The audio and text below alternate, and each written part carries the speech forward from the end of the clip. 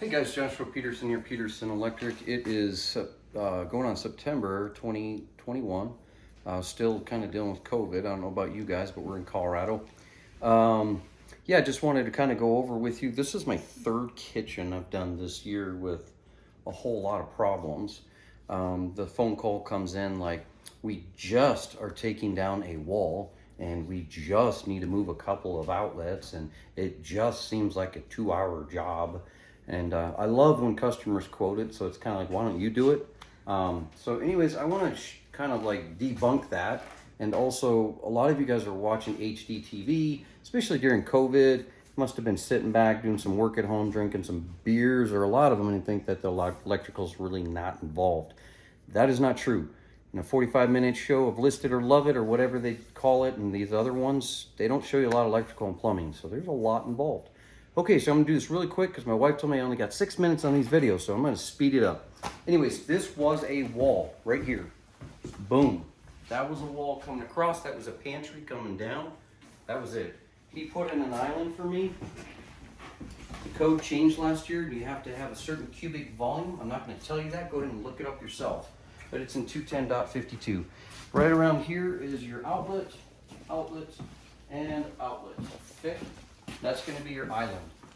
She wanted 2 island pendants, so I put those in.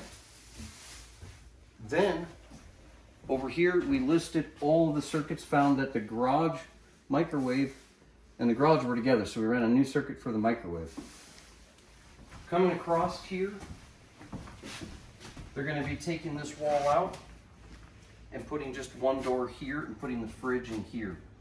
And then a little cabinet. So we're going to cut through the cabinet and have an outlet in there so she can charge her vacuum. This right here is just going to be a blank. And they're going to have to cut through the cabinet here. Telephone, it doesn't matter, it can go away. Once this comes around, this is a tri-level house, so this is all wood. Luckily the cabinets came across right here, and the boxes tilt sideways to put and serve the counter here. And I got an outlet back there for the fridge, okay? Luckily there's a crawl space. If there's not a crawl space below and it's slab, you cannot do an island unless you got a power pole. If there's a basement below drywalled, we have to cut drywall in the ceiling. If it was just a crawl space, we crawled through. Well, my wife did. So anyways, we ran that through and came up into here, okay? When I showed up, there's all these wires that were hanging. So if you look right up there, that's accessibly up high. And that's circuit 9, 22, and 23. All those came into a 3-gang box. Over here, this is one circuit, circuit 9, but look at all the wires that came in and out. There's power in, power down to that wall. Then we did a 14-4 coming back up and did our switch leg for our 4 Nora trims right here that are gonna go in, flat LED pucks. And that living room used to be a wire hanging here, so it came over here to go back to there. And over here, they wanted to just keep this for a dainty looking, kind of a decorative mushroom. So all these wires had to be reorganized and rearranged. By the time we counted all those openings, there was 30 openings that we had to deal with for roughing. And there was 8 circuits. And this guy down here as well, I brought down an outlet because they didn't have one. The panel was fairly easy, so he's got to be very careful mounting this plate for the microwave. Panel was right here. So I put an X on all the circuits I touched. You can see there was a lot. Okay. So basically, did we extend all those? No, most of them were traced. But we did add a new microwave, which we're gonna have to arc fault. And we did add on the lighting circuit 9. And then we did add on to circuit 22 and circuit 23. 23. So 4 circuits that we probably have to arc fault that we extended, modified, or cut. The others were traced to see if we had enough circuits in the first place. So this is a full day for me, my wife, and my son.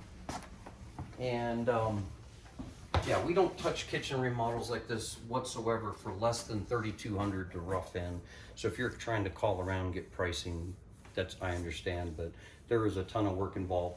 The other one I did for Eleanor, another customer in Fort Collins, earlier this year, and we're almost done with it. She had soffits all the way around, and the electrician used the soffit to pull the wire to the home run to the panel.